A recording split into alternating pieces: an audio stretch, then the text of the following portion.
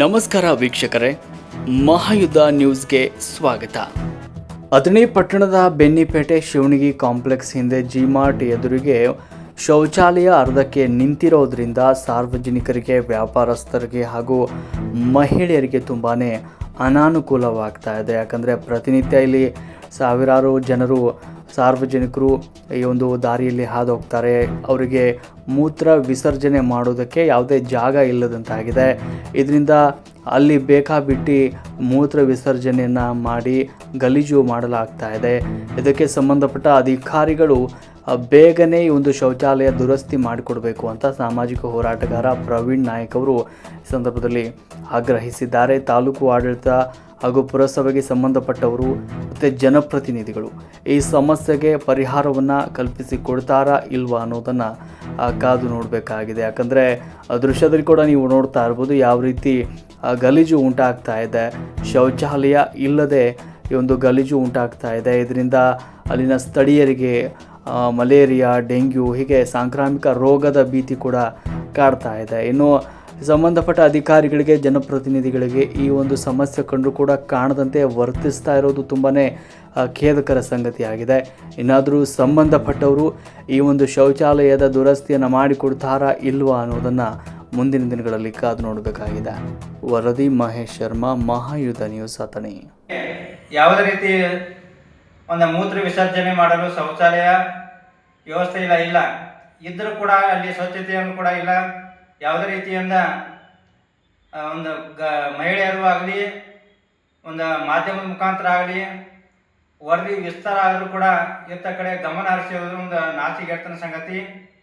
ಯಾಕೆಂದರೆ ಸಾಕಷ್ಟು ರಾಜ್ಯ ಸರ್ಕಾರದಿಂದ ಮತ್ತು ಕೇಂದ್ರ ಸರ್ಕಾರದಿಂದ ಹಣ ಬಂದರೂ ಕೂಡ ಇಲ್ಲಿ ದುರ್ಬಳಕೆ ಆಗುತ್ತಿರುವುದು ಎದ್ದು ಕಾಣ್ತಾ ಇದೆ.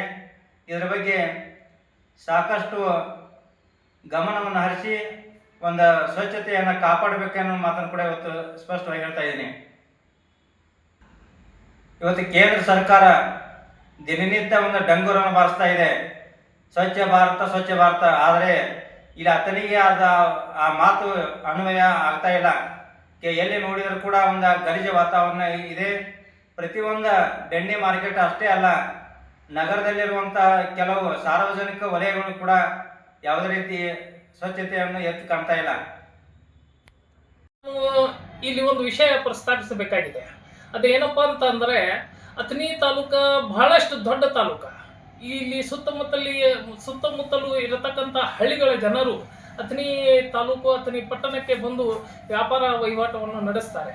ನೆರೆ ನಮಗೆ ಜಿಲ್ಲೆ ವಿಜಾಪುರ ಇರಬಹುದು, ನಮ್ಮ ಬಾಗಲಕೋಟೆ ಜಿಲ್ಲೆ ಇರಬಹುದು, ಹಾಗೂ ಇಲ್ಲಿ ಮಹಾರಾಷ್ಟ್ರ ನೆರೆಯ ರಾಜ್ಯದ ಜನರು ಸಹ ಅಥಣಿ ಪಟ್ಟಣಕ್ಕೆ ಬಂದು ವ್ಯಾಪಾರವನ್ನು ಮಾಡುತ್ತಾರೆ.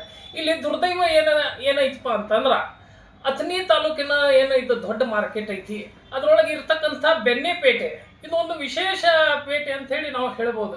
ಇಲ್ಲಿ ವಿಶೇಷವಾಗಿ ಬೆಣ್ಣೆ ಸಿಗ್ತಿತ್ತು, ಅದಕ್ಕಾಗಿ ಇದಕ್ಕೆ ಬೆಣ್ಣೆಪೇಟೆ ಅಂತ ಹೇಳಿ ಹೆಸರು ಬಂದಿತ್ತು.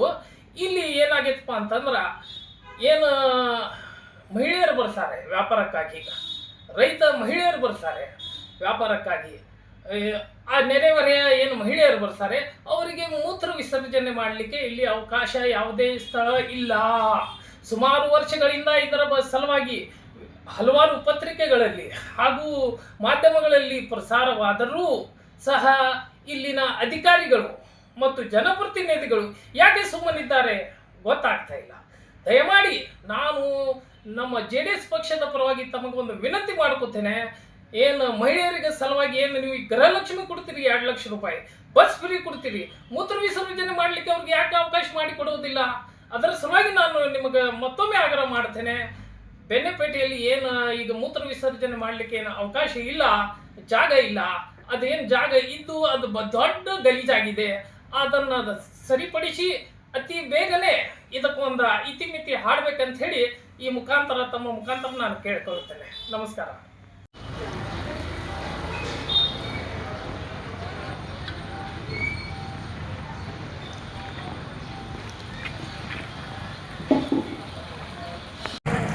ಬಿಡ್ರಿ ಏನಾಗುತ್ತೆ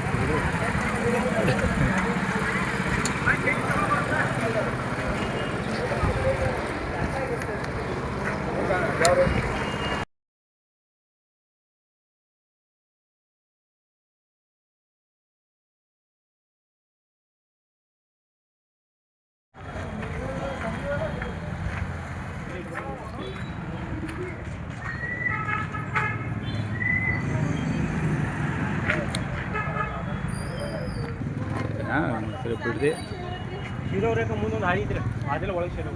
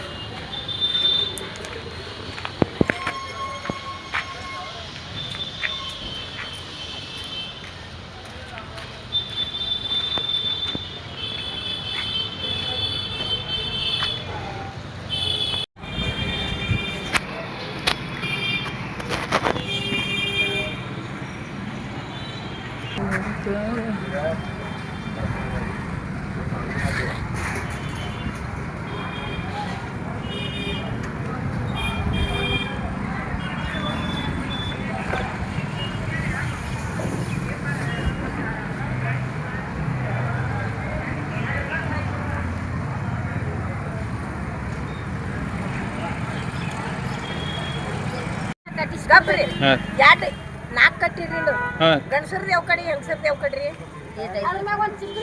ಅದ್ರ ಮ್ಯಾಗ ಹಾಂ ರೀ ಬಾತ್ರೂಮ್ ಮ್ಯಾಗ ಚಿತ್ರ ಇಲ್ಲ ಹಾಂ ರೀ ಗಂಡಸ ಮಕ್ಕಳ ಹೆಣ್ಣು ಮಕ್ಕಳ ಸಂಬಂಧ ಅಷ್ಟ ಬರ್ದೇ ಇಲ್ಲ ಹಾಂ ರೀ ಗಂಡ ಮಕ್ಳು ಬಂದು ನಿತ್ತ ಬಿಡ್ತಾರ ನಾವ್ ಏನ್ ಮಾಡ್ಬೇಕು ಇಲ್ಲಿ ಗಂಡಸರಿಗೆ ಕಟ್ಟಿರಿ ಹಾಂ ರೀ ಹೆಂಗಸರ್ ನೀರಿಗೆ ಹೆಂಗ್ ಬರುದು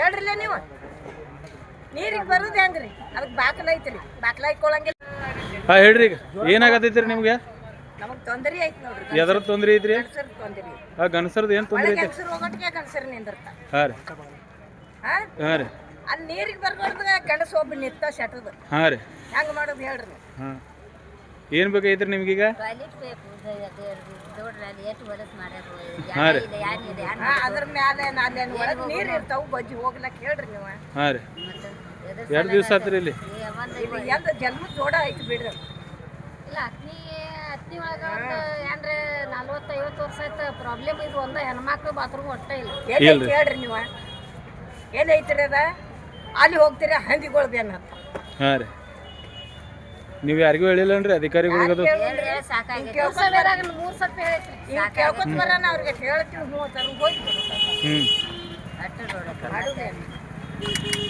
ನಮ್ಮ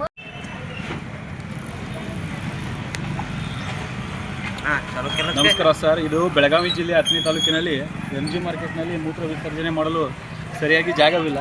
ಈ ಥರ ಕೆಟ್ಟ ಗಲೀಜು ಮಾಡುತ್ತಾರೆ. ಯಾವುದೇ ರೀತಿಯಲ್ಲಿ ವ್ಯವಸ್ಥೆ ಮಾಡ್ತಾ ಇಲ್ಲ. ವ್ಯಾಪಾರಸ್ಥರಿಗೆ ತುಂಬ ಕಷ್ಟ ಆಗ್ತಾ ಇದೆ.